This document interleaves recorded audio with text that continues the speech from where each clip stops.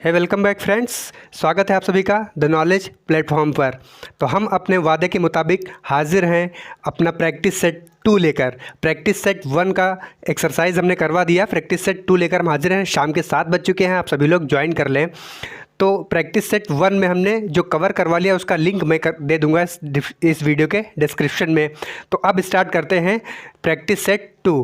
Practice set 2 start करने से पहले मैं आपको बता दूं कि अगर मैं अपनी ड्यूटी पूरी तरह से निभा रहा हूं तो आप भी अपनी ड्यूटी पूरी तरह से निभाइए। और अगर आपका लक्ष्य बड़ा है, यानी आप एक गवर्नमेंट जॉब की प्रिपरेशन कर रहे हैं, तो एक ये बहुत बड़ा लक्ष्य, क्योंकि ये लाइफ टाइम अचीवमेंट होगा, तो उसके लिए परिश्रम भी आपको कठिन करना पड़ेगा। इसलिए आप, अगर मैं अपनी ड्यूटी निभा रहा हूं तो आप भी अपनी ड्यूटी, आपकी ड्यूटी क्या है, सिर्फ और सिर्फ कठिन परिश्रम करके, यानी मेहनत करके आपको सिर्फ और सिर्फ पढ़ाई पर ध्यान देना है, फोकस ऑन स्टडी। तो आइए स्टार्ट करते हैं। आपकी पे पहला क्वेश्चन दिख रहा होगा, कह रहा है the viscosity of a fluid in motion is 1 poise। What will it's viscosity in poise when the fluid is at rest. देखिए, बहुत ही बढ़िया क्वेश्चन है, एकदम शानदार। ऐसे ही एग्ज़ाम ओरिएंटेड क्वेश्चन हम लेकर आते रहेंगे। ये एग्ज़ाम ओरिएंटेड क्वेश्चन ही आजकल के एग्ज़ाम, कंपटीशन एग्ज़ाम्स जो होते हैं वो इसी की डिमांड कर रहे थे। कह रहा कि फ्लूइड जब मोशन कर रहा है तो इसकी विस्कोसिटी 1 poise है, अगर वो रेस्ट में होगा तब उसकी विस्कोसिटी क्या होगी। तो देखिए, विस्कोसिटी हमने क्या पढ़ रखा है, विस्कोसिटी वह एक फ्रिक्शन फोर्स होता है फ्लूइड के केस में जो कि उसके मोशन का अपोज करता है। तो ये एक कैरेक्टरिस्टिक प्रॉपर्टी है, मतलब ये एक चारित्रिक गुण है। अगर किसी का चरित्र होगा, जैसे मैं एक एग्जांपल ले लूँ, कपिल शर्मा। तो कपिल शर्मा एक कॉमेडियन है, तो अब वो कॉमेडियन है तो उसकी प्रॉपर्टी हो गई कि वो एक कॉमेडियन है, मतलब उनकी प्रॉपर्टी वो चेंज नहीं होने वाली। तो ये इर्रेस्पेक्टिव होता है, विस्कोसिटी जो होती है इर्रेस्पेक्टिव ऑफ मोशन और रेस्ट, मतलब ये इस पर डिपेंड नहीं करता कि फ्लूइड मोशन कर रहा है या फिर रेस्ट में है। ये एक कैरेक्टरिस्टिक प्रॉपर्टी होती है, इसलिए इसका आंसर क्या होगा, 1, यानी ऑप्शन सी। मतलब ये चाहे फ्लूइड रेस्ट में हो चाहे मोशन में हो, अगर उसकी विस्कोसिटी जितनी है वो है, कांस्टेंट है, वो रहेगी उतनी ही। तो इसलिए इसका ऑप्शन क्या हो गया, सी। क्यों? It is a characteristic property of any fluid. यह एक चारित्रिक गुण है, इसलिए यह परिवर्तित नहीं होगा, चाहे वो फ्लूइड मोशन में हो चाहे रेस्ट में हो। तो इसलिए उसकी विस्कोसिटी क्या होगी, हमेशा सेम रहेगी। तो इसका आंसर क्या होगा, ऑप्शन सी। अगला चलते हैं नेक्स्ट क्वेश्चन। बहुत ही अच्छा क्वेश्चन। देखिए, आपको देखने में तो लेंथी लग रहा है, लेकिन अब सीबीटी एग्ज़ाम होता है तो उनके केवल फीड करना रहता है, ना तो पेपर का खर्चा लगता है उनका, ना तो इंक का, तो सिर्फ उनको फीड करना रहता है। तो बहुत लंबे लंबे क्वेश्चन कभी कभी देखने को मिल जाते हैं, ऑप्शन बहुत बड़े बड़े होंगे, क्यों, आपका टाइम कंज्यूम करने के लिए। तो देखिए, ये एग्जाम ओरिएंटेड क्वेश्चन ये भी है, कह रहा which one of the following correctly states how the viscosities of a liquid and gas will change with temperature. कह रहा निम्नलिखित में से क्या सही कथन बताता है कि विस्कोसिटी फ्लूइड यानी गैस की और लिक्विड की कैसे चेंज होती है with change in temperature, temperature के चेंज करने पे। पहला ऑप्शन क्या कह रहा है, viscosity increases with the increase in temperature of liquid. कह रहा है कि अगर टेम्परेचर बढ़ाते हैं तो लिक्विड की विस्कोसिटी क्या करती है, बढ़ती है, and decreases with the increase in temperature of gas, और गैस की विस्कोसिटी घटती है। अगला ऑप्शन क्या कह रहा है, viscosity increases with the increase in temperature of liquid and increases with the increase in temperature of gas. यानी ये ऑप्शन ये कहना चाह रहा है कि दोनों की विस्कोसिटी टेम्परेचर बढ़ाने पे बढ़ती है। अगला ऑप्शन कह रहा है viscosity decreases with the increase in temperature of a liquid. ये कह रहा है लिक्विड की विस्कोसिटी टेम्परेचर इंक्रीज करने पे घटती है, और decreases with the increase in temperature of gas, और गैस की विस्कोसिटी डिक्रीज करती है विद टेम्परेचर इंक्रीज। तो अगला ऑप्शन क्या कह रहा है, viscosity decreases with the increase in temperature of a liquid and increases with the increase in temperature of gas. तो मेरे प्यारे छात्रों, हमने जब विस्कोसिटी की डेफिनेशन पढ़ाई थी, प्रॉपर्टी पढ़ाई थी, तो वो हमने बताया ये था कि जो लिक्विड की विस्कोसिटी होती है वो ड्यू टू कोहेसिव फोर्स होती है, और जो गैस की विस्कोसिटी होती है वो ड्यू टू मोमेंटम ट्रांसफ़र होती है। तो जब हम फ्लूइड का टेम्परेचर बढ़ाते हैं, तो अगर लिक्विड का टेम्परेचर बढ़ाते हैं तो लिक्विड का टेम्परेचर बढ़ाने पे कोहेसिव फोर्स का मान कम होता है, क्योंकि एनर्जी उनको मिलती है तो वो बॉन्ड कमज़ोर पड़ जाता है। इसके लिए उसकी विस्कोसिटी क्या हो जाएगी, decrease. Temperature increase, viscosity decrease. अब अगर गैस की बात करें तो गैस में क्या होता है, गैस में मोमेंटम ट्रांसफ़र की वजह से होता है। और VRMS हमने बताया था, रूट मीन स्क्वायर वेलोसिटी जो होता है अंडर रूट टी के डायरेक्टली प्रोपोर्शनल होता है। तो अगर उसकी वेलोसिटी बढ़ गई, इसका मतलब टकराव शुरू हो जाता है। जब अधिक टकराव होगा तो सीधी सी बात है विस्कोसिटी बढ़ जाती है, फिर मोमेंटम ट्रांसफ़र बढ़ जाता है, इसलिए विस्कोसिटी बढ़ जाती है। तो इसका option D is the correct answer. क्यों कह रहा है, viscosity decreases with increase in temperature of liquid. Liquid की विस्कोसिटी टेम्परेचर बढ़ाने पे घटती है, सही बात है। और increases with the increase in temperature of gas, और गैस की विस्कोसिटी इंक्रीज करती है टेम्परेचर इंक्रीज करने पे। तो ये डी ऑप्शन आपका एकदम करेक्ट है, ठीक है। तो ये बिल्कुल। अगला क्वेश्चन है, विच one of the following is not a unit of dynamic viscosity. देखिए डायनेमिक विस्कोसिटी का है, चाहे एब्सोल्यूट विस्कोसिटी का है, चाहे विस्कोसिटी का है, तीनों क्या है, एक ही चीज़ है। तो डायनेमिक विस्कोसिटी हर जगह नहीं कहता है, सिर्फ सिंपली कह देता है विस्कोसिटी। तो अगर विस्कोसिटी कहता है तो आप इसको काइनेमेटिक कभी मत समझिए, हमेशा वो डायनेमिक रहेगी या फिर एब्सोल्यूट इसको बोलते हैं। तो कह रहा है कि यूनिट ऑफ डायनेमिक विस्कोसिटी, तो मैंने डायनेमिक विस्कोसिटी की यूनिट क्या क्या बताई थी भाई, सबसे पहली यूनिट बताई थी Newton second per metre square, ये होती है। और न्यूटन पर मीटर स्क्वायर को क्या बोलते हैं, पास्कल। तो ये हो गई पास्कल सेकेंड। अब अगर इसको हम चेंज करें सीजीएस में तो न्यूटन को डाइन लिखेंगे भाई, डाइन सेकेंड पर सेंटीमीटर स्क्वायर। और यही सीजीएस यूनिट ही कहलाती है पॉइज। क्या कहलाती है, पॉइज। तो देखिए इसमें ऑप्शन क्या क्या दे रखे हैं, पास्कल सेकेंड, ये तो यूनिट हो गई भाई। दूसरा कह रहा है Newton second per metre square, ये भी हो गई। अगला कह रहा है पॉइज, तो ये भी हो गई। अब कह रहा है स्टोक्स, तो हम जानते हैं स्टोक्स किसकी है, यूनिट, स्टोक्स है काइनेमेटिक विस्कोसिटी की। तो इसका मतलब ऑप्शन डी जो है वही इसका राइट आंसर है। क्यों कह रहा है कि which is not a unit of dynamic viscosity, तो Stokes is the not unit of dynamic viscosity. अगला क्वेश्चन देखते हैं, कह रहा है which one of the following is a dimension of dynamic viscosity. तो देखिए डायमेंशन निकालने के लिए, देखिए डायमेंशन कभी भी निकालेंगे आप तो सबसे पहले उसको फंडामेंटल यूनिट्स में कन्वर्ट करना पड़ेगा। फंडामेंटल यूनिट्स के पदों में ही तो डायमेंशन निकालते हैं। तो फंडामेंटल यूनिट्स कहाँ से मिलेगी हमको, देखिए डाइन सेकेंड पर सेंटीमीटर स्क्वायर। अगर इसकी एक यूनिट की बात हम और करें तो ये होता है किलोग्राम पर मीटर सेकेंड। तो इसमें देखिए इसकी यूनिट एक, हम इसको जब कन्वर्ट करेंगे, न्यूटन को अगर mg में ले लिया जाए तो हम इसको जब कन्वर्ट करेंगे तो ये यूनिट परिवर्तित हो जाएगी किलोग्राम पर मीटर सेकेंड में। एक यूनिट ये भी होती है डायनेमिक विस्कोसिटी की। तो किलोग्राम को हम m से लिखते हैं, मीटर को l से लिखते हैं और सेकेंड को t से लिखते हैं।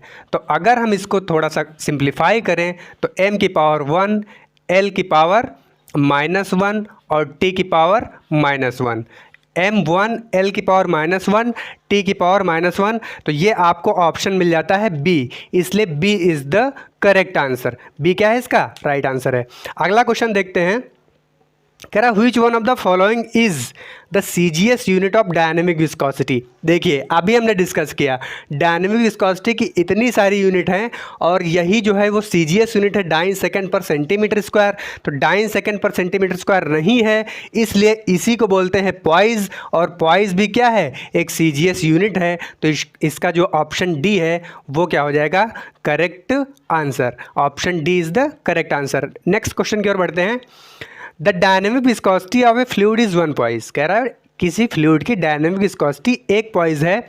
What should one multiply to it to get the answer in newton second per metre square. कह रहा है कि अगर इसको हमको newton second per metre square में परिवर्तित करना हो तो हम किससे मल्टीप्लाई करेंगे।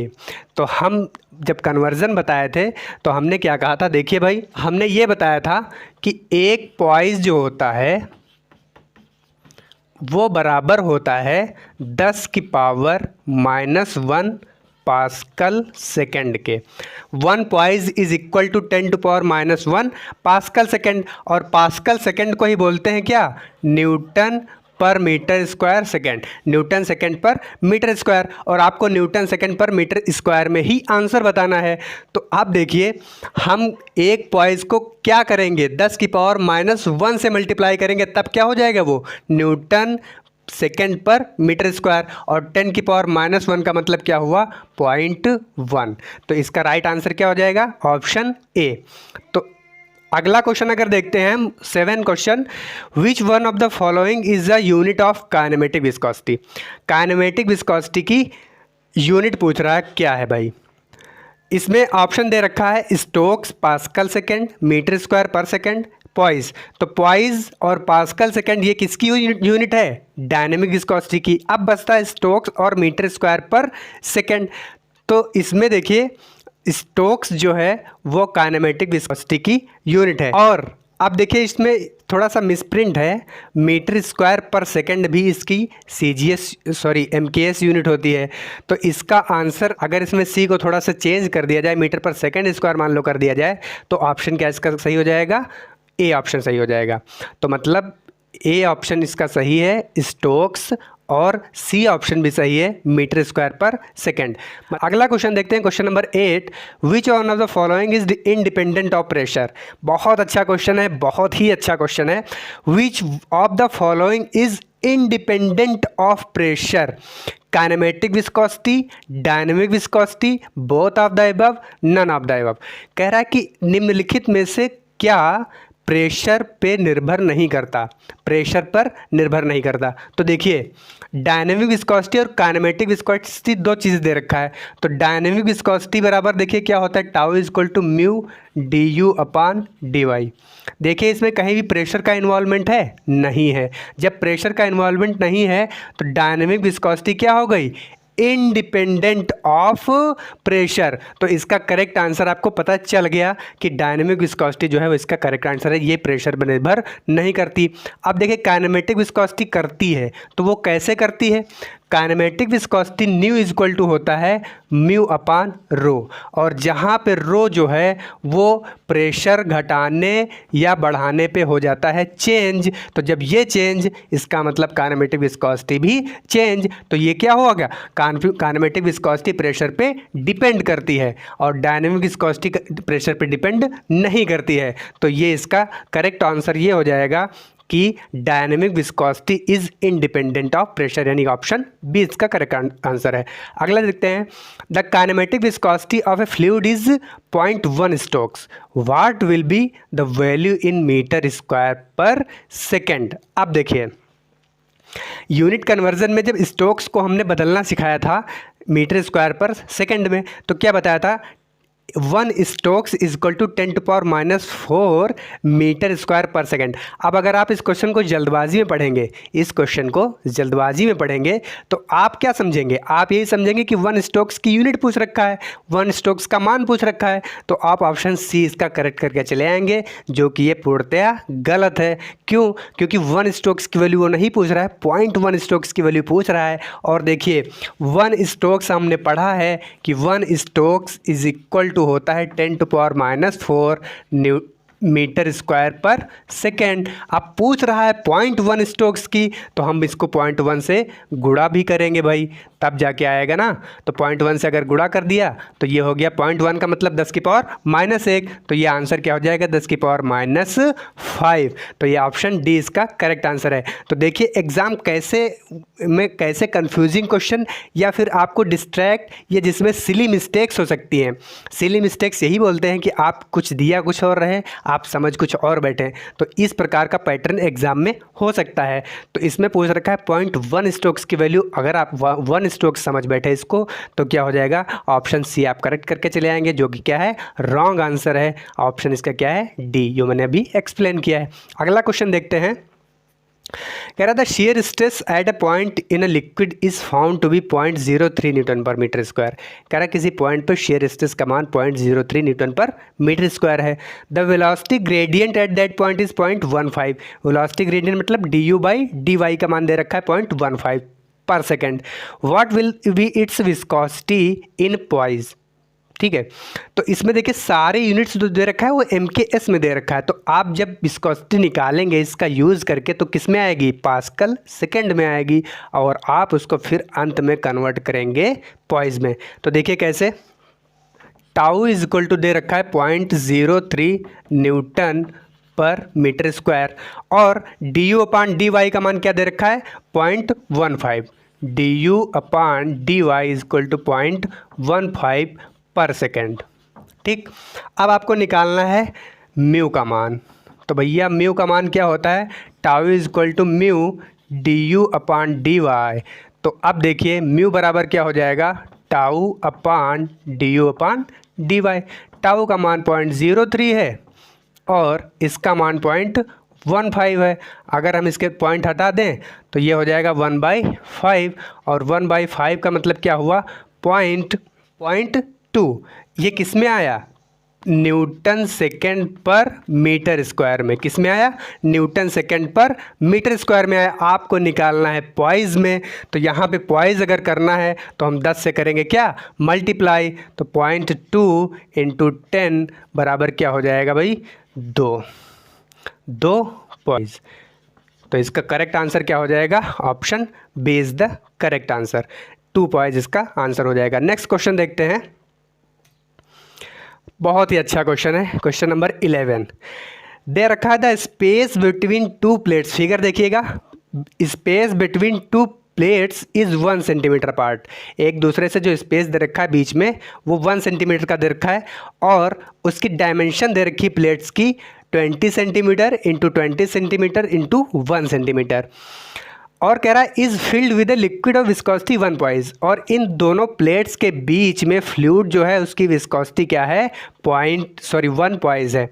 The upper plate is dragged to the right with the force of 5 newton. कह रहा है ऊपर की प्लेट को 5 न्यूटन के फोर्स से खींचा जा रहा है, और नीचे की प्लेट को स्थिर रखा गया है। नीचे वाली स्थिर है, ऊपर वाली मूव कर रही 5 न्यूटन के फोर्स से मूव कराई जा रही है। अब कह रहा है what will be the velocity in metre per second of flow. कह रहा है फ्लूइड जब फ्लो करेगा तो उसकी वेलोसिटी क्या होगी मीटर पर सेकेंड में, at 0.5 centimetre below the lower surface of the upper plate. ऊपरी प्लेट से बीच में पूछ रहा है 0.5 सेंटीमीटर पे क्या उसकी वेलोसिटी होगी if linear velocity profile is assumed for the flow. तो इस क्वेश्चन का सोल्यूशन देखिए कैसे करेंगे। देखिए क्वेश्चन थोड़ा टाइम टेकिंग ज़रूर, लेकिन 1 मिनट से ज़्यादा इसमें नहीं लगेगा। कैसे, देखिए हम आपको समझा रहे हैं तब तो 1 मिनट से ज़्यादा लगेगा, लेकिन आप जब सॉल्व करेंगे तो 1 मिनट से ज़्यादा नहीं लगेगा। ऐसे क्वेश्चन भी एग्ज़ाम में बन सकते हैं। देखिए क्या दिया रखा है भाई, फोर्स का मान दे रखा है 5 न्यूटन। क्या दे रखा है, फोर्स का मान 5 न्यूटन दे रखा है। 5 न्यूटन के फोर्स से उसको खींचा जा रहा है, और उसकी डायमेंशन जो दी है 20 सेंटीमीटर गुणे 20 सेंटीमीटर गुणे 1 सेंटीमीटर, मतलब 20 उसकी लंबाई है प्लेट की, 20 चौड़ाई है और 1 मोटाई है। तो मोटाई से हमें कोई लेना देना नहीं, हमको चाहिए एरिया। जितने एरिया, जो एरिया फ्लूइड के संपर्क में है, तो फ्लूइड के संपर्क में कौन सा एरिया है, 20/20 का। नहीं समझ में आ रहा तो फिगर देखिए, ये इसकी मोटाई दे रखी है 1 सेंटीमीटर, और ऐसे कुछ प्लेट्स होंगी, ऐसे कुछ प्लेट्स होगी, ठीक है।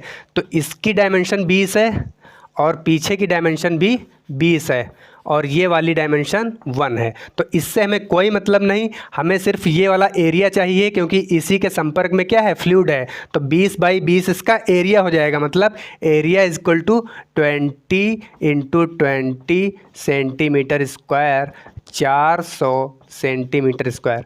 अब देखिए इसमें ज़्यादातर यूनिट्स जो दी हैं वो CGS सिस्टम में दी हैं, पॉइज भी CGS सिस्टम में है, डायमेंशन भी CGS में है, सेंटीमीटर में दे रखा है। बस केवल फोर्स आपको जो दिया गया है वो दिया है न्यूटन में, तो उसको भी हम क्या कर लेंगे, डाइन में कन्वर्ट कर लेंगे, ठीक है, जिससे आपको कैलकुलेशन ईजी हो जाए, फास्ट कर सकें आप। तो इस न्यूटन को हम कर देते हैं 5 × 10⁵ डाइन, ठीक है। अब हमको क्या चाहिए, और du/dy का मान चाहिए, तभी तो भाई हम टाउ बराबर म्यू du/dy लगाएंगे, और टाउ बराबर क्या होता है, F/A ए होता है और mu d u upon d y. अब आपसे पूछा गया है वेलोसिटी ऑफ फ्लो और कह रहा है, देखिए क्वेश्चन की जान सिर्फ आखिरी लाइन में है, कह रहा है if linear velocity is assumed, linear velocity profile is assumed. तो एक बात बिल्कुल नोट कर लीजिए कि जब भी ऐसा बोल दे कि linear velocity profile is assumed तो d u by d x का मान हो जाता है यू बाई एक्स के बराबर। मतलब u बाई एक्स का मान एक नियत रहेगा तभी लीनियर वेलोसिटी प्रोफाइल हमको मिलेगी। तो क्या हमने कहा कि लीनियर वेलोसिटी प्रोफाइल के लिए d u upon d y का मान क्या हो जाएगा, u बाई या d u upon d x अगर लेते हैं तो u बाई एक्स हो जाएगा। ठीक, और x का मान कितना दे रखा है, दोनों प्लेट के बीच की दूरी वही है x का मान, तो x बराबर 1 सेंटीमीटर दे रखा है। अब आपको u निकालना है तो यहाँ पे आप रख देंगे f by A mu d u upon d y की जगह पर u बाई एक्स रख देंगे, u बाई एक्स सारी वैल्यू पुट कर दीजिए। तो f की वैल्यू 5 इंटू 10⁵ डाइन और एरिया 20 गुणे 20 मतलब 400। ठीक, म्यू का मान कितना 1 पॉइज और u कितना निकालना है आपको, x का मान 1 सेंटीमीटर, 1 कैंसिल आउट हो गया।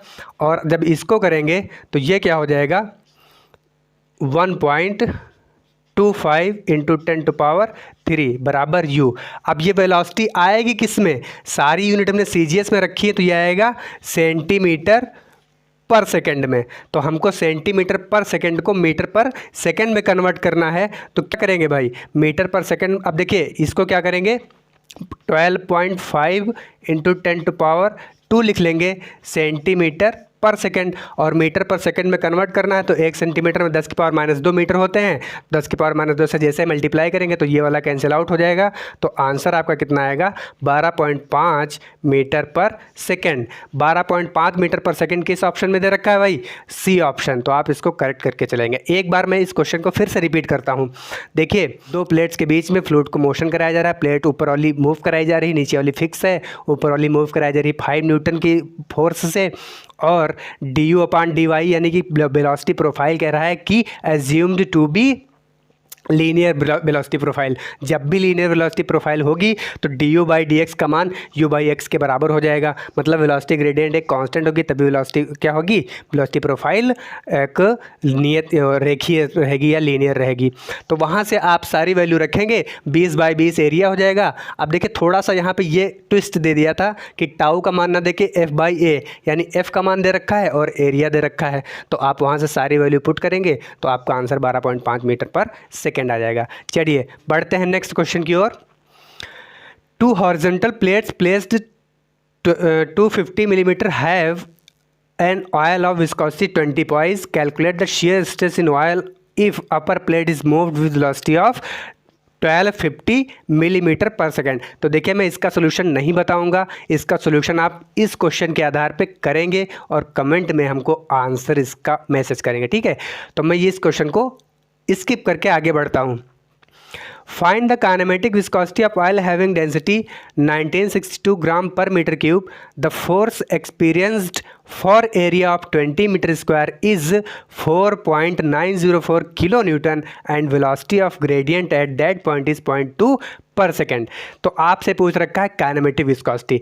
तो काइनेमेटिक विस्कोसिटी आप जानते हैं is the ratio of dynamic viscosity and density. तो आइए इसको सॉल्व करते हैं। तो कह रहा है कि आपको काइनेमेटिक विस्कोसिटी न्यू का मान बताना है। तो हम जानते हैं न्यू इज इक्वल टू होता है म्यू अपान रो। तो डेंसिटी आपको दे रखा है 1962, ये कितना मान दे रखा है 1962 किलोग्राम, सॉरी ग्राम पर मीटर क्यूब, ग्राम पर मीटर क्यूब। तो आप इसको पहले तो कन्वर्ट कीजिए किलोग्राम में, तो ये कितना हो जाएगा 1.962 किलोग्राम पर मीटर क्यूब, ये हो गया। ठीक, और क्या दे रखा है, एरिया दे रखा है 20 मीटर स्क्वायर, मतलब ए बराबर 20 मीटर स्क्वायर, और फोर्स का मान कितना दे रखा है, फोर्स दे रखा है 4.904 किलो न्यूटन, यानी 4904 न्यूटन हो जाएगा। ठीक है, अब आपसे पूछ रहा है और वेलोसिटी ग्रेडियंट का मान यानी कि du/dy का मान दे रखा है 0.2 पर सेकेंड। तो अब देखिए आपको निकालना न्यू है, लेकिन ये सारी इन्फॉर्मेशन दे रखा है। तो ये सारी इन्फॉर्मेशन किस लिए दे रखा है? ये सारी इन्फॉर्मेशन म्यू निकालने के दे रखा है, क्योंकि म्यू आपको नहीं पता है, डेंसिटी सिर्फ पता है। तो म्यू निकालिए भाई। म्यू निकालने के लिए क्या करेंगे? F/A=μ du/dy करेंगे, सारी वैल्यू पुट करेंगे तो म्यू का मान यहाँ से आ जाएगा। फिर म्यू का मान यहाँ उठा के रख देंगे और नीचे डिवाइड कर देंगे 1.962 से, तो म्यू का मान आ जाएगा और इसका मान आता है 0.625। जब इसको आप कैलकुलेट करेंगे तो ऑप्शन ए आपका करेक्ट आंसर मिल जाएगा। ठीक है, तो नेक्स्ट क्वेश्चन बढ़ते हैं। The velocity distribution of fluid flow over A plate. बहुत ही बढ़िया क्वेश्चन है। कह रहा है कि वेलोसिटी डिस्ट्रीब्यूशन दे रखा है over A flat plate u = 2y - 6y square, in which u is the velocity in meter per second at a distance of y meter above the plate. Determine the shear stress at y = 0.15 meter. Take dynamic viscosity of fluid as 8.6 poise. Dynamic viscosity का मान दे रखा है 8.6 poise, 8.6 poise दे रखा है। और question में क्या दे रखा है? वेलोसिटी प्रोफाइल दे रखा है u = 2y - 6y square, 2y - 6y square u दे रखा है। तो अब आप जानते हैं कि अगर हम इसका अवकलन कर दें यानी कि डिफ्रेंशिएट कर दें y के सापेक्ष विद रिस्पेक्ट टू y, तो क्या आएगा? हमको मिल जाएगा du/dy, और यही क्या होता है? Velocity gradient. तो du/dy मतलब इसका y के सापेक्ष अवकलन कर देंगे तो ये क्या हो जाएगा? 2 बचेगा और यहाँ से स्क्वायर इधर आएगा तो 12y ये बचेगा। अब कह रहा है कि वेलोसिटी ग्रेडियंट कितने पॉइंट पे ली जा रही है भाई? y = 0.15 metre, at y = 0.15 metre पे। तो जहाँ पे y है हम रखेंगे वहाँ क्या? 0.15, तो 2 माइनस क्या हो जाएगा? 12 × 0.15। ठीक है, तो इसको जब हम कैलकुलेट करेंगे तो ये कितना होगा भाई? ठीक, ये 12 × 5 = 60 और 12 × 12 = 6 18, तो ये हो गया और 2 दशमलव बाद यहाँ पे 2, तो ये कितना आ गया? 0.2। du/dy का मान 0.2 पर सेकेंड आ गया। अब आपको निकालना क्या है? Shear stress. तो शेयर स्ट्रेस निकालने के लिए क्या करेंगे? टाउ = म्यू du/dy लगा देंगे। तो म्यू का मान आपने दे रखा है कितना? 8.6 और पॉइज में दे रखा है, इसको आप Newton second per metre square में बदलेंगे तो 1 पॉइज = 10⁻⁻1, तो इसको करेंगे 10⁻⁻1 इंटू du/dy का मान 0.2 दे रखा है, तो 0.86 × 0.2, तो इसको जब मल्टीप्लाई करेंगे तो ये आ जाएगा और 3 दर्जे बाद दशमलव, तो ये 1.172। Option A is the correct answer. Option A is the correct answer. तो क्वेश्चन क्या समझ, देखिए क्वेश्चन में क्या था? u बराबर दिया था 2y - 6y स्क्वायर, तो आपको du/dy यहाँ से मिल जाएगा अवकलन करने पे यानी डिफ्रेंशिएशन करने पे, तो ये मिल गया। अब एट पॉइंट 1.5 पे निकालना है, तो y जहाँ जहाँ है वहाँ हम 0.15 रख देंगे, तो du/dy का मान 0.2 पर सेकेंड आ गया। अब म्यू का मान आपको दे रखा है और वो सारी वैल्यू पुट करेंगे तो 0.172 आ जाएगा। Option number A. अगला क्वेश्चन देखते हैं। In which type of fluid it is observe that momentum transfer dominates cohesive forces with increase in temperature and hence viscosity increases. देखिए कह रहा है कि निम्नलिखित में से किस फ्लूइड में मोमेंटम ट्रांसफ़र की वजह से टेम्परेचर चेंज करने पे विस्कोसिटी में चेंजेस आते हैं। तो भाई अभी हम पहले डिस्कस कर चुके हैं कि मोमेंटम ट्रांसफ़र किस में होता है? गैसेज में होता है।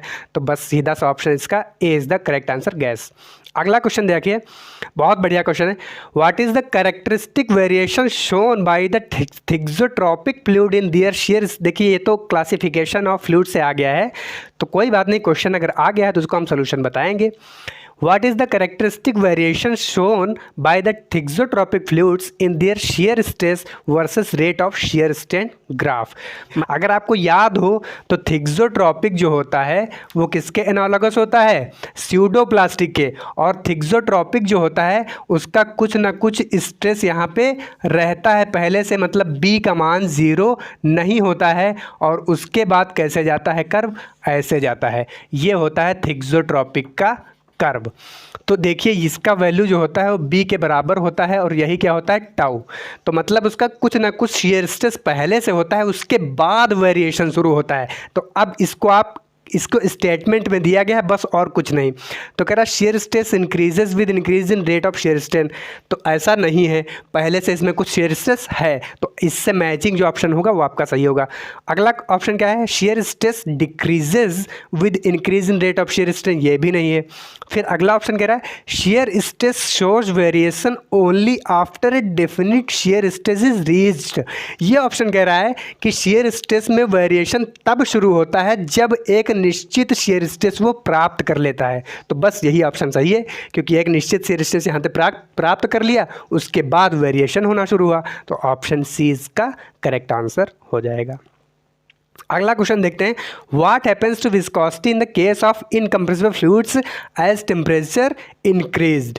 अब देखिए जो अगर गैसेज होती हैं वो इनकम्प्रेसिबल होती हैं क्या, नहीं, वो कंप्रेसिबल होती हैं। तो यहाँ पे इनडायरेक्टली ये कहना ये चाह रहा है इनकम्प्रेसिबल फ्लूइड्स का मतलब ये है कि ये बात कर रहा है लिक्विड्स की, लिक्विड्स ही होते हैं क्या इनकम्प्रेसिबल। तो कह रहा है what happens to viscosity in the case of incompressible fluids as temperature is increased. तो भाई लिक्विड की विस्कोसिटी क्या होती है, टेम्परेचर इंक्रीज करने पे डिक्रीज कर जाती है।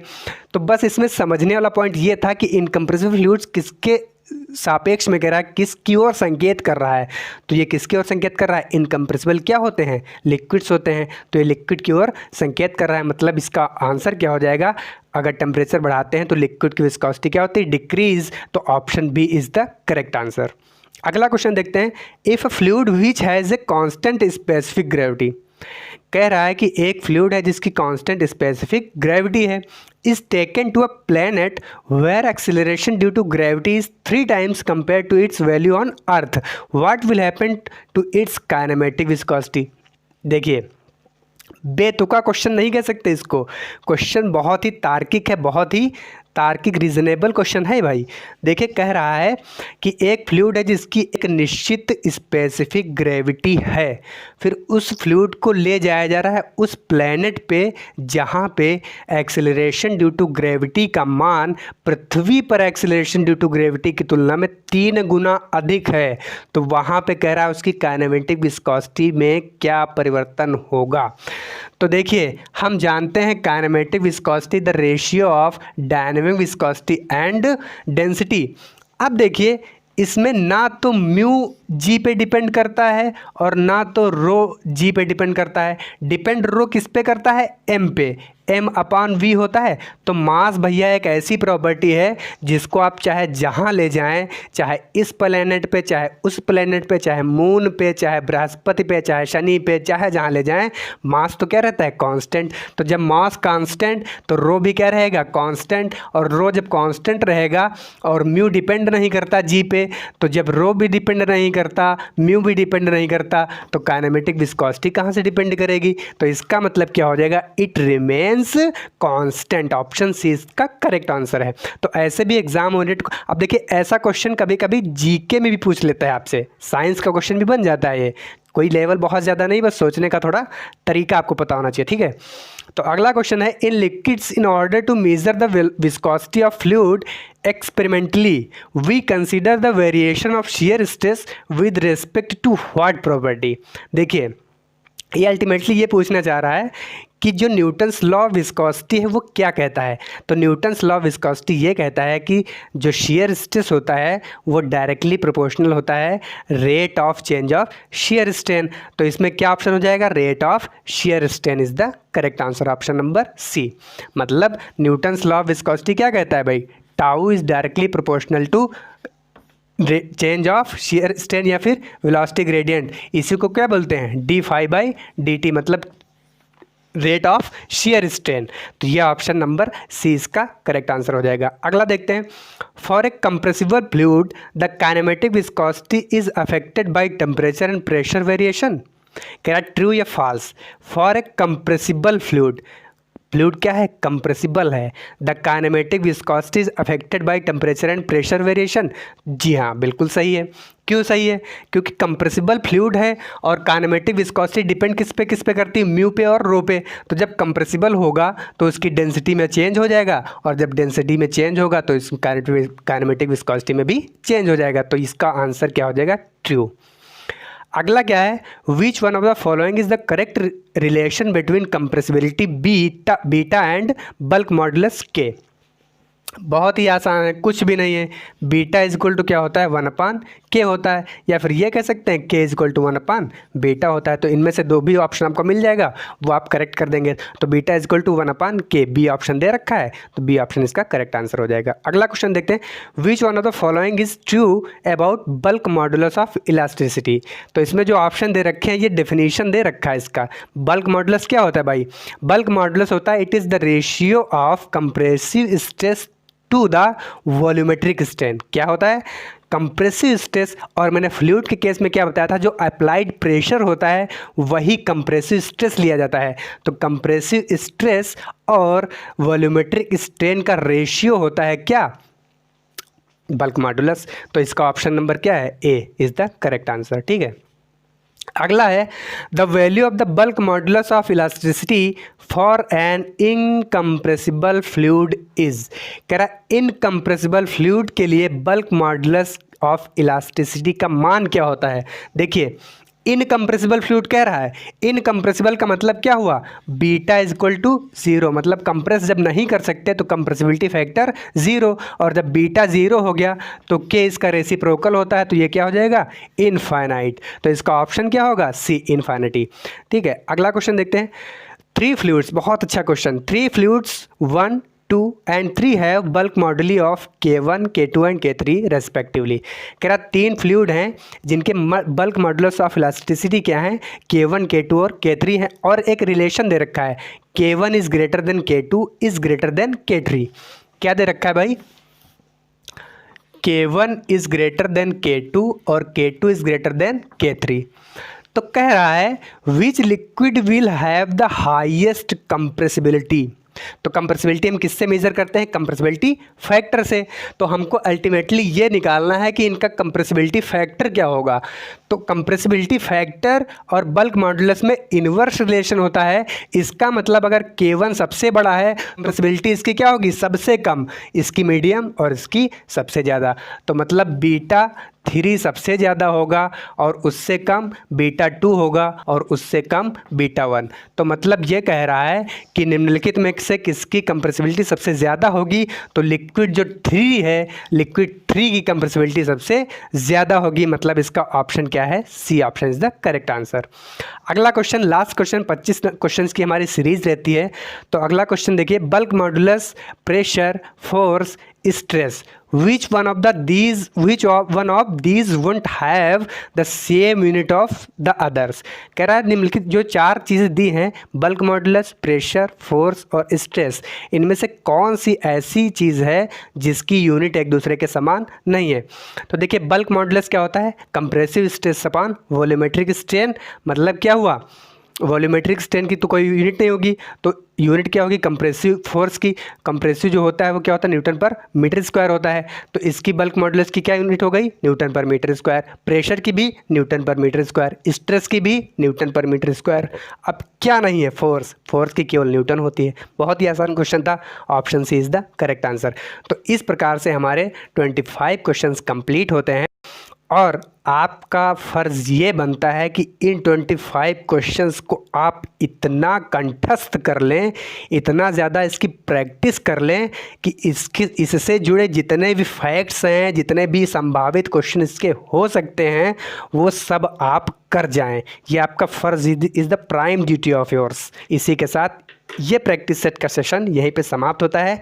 और अगर आपको पसंद आया हो तो लाइक और ज़रूरतमंद लोगों तक शेयर कीजिए। पहली बार अगर आप इस वीडियो को देख रहे हैं इस चैनल पे तो चैनल को सब्सक्राइब भी कर लें, जिससे हम अगर टेक्निकल वीडियोस लेके आएँ, यानी हम जेई से रिलेटेड कोई भी वीडियो लेकर आएँ तो आप तक नोटिफिकेशन तुरंत पहुंच सके। तो आपको देखने के लिए बहुत बहुत धन्यवाद।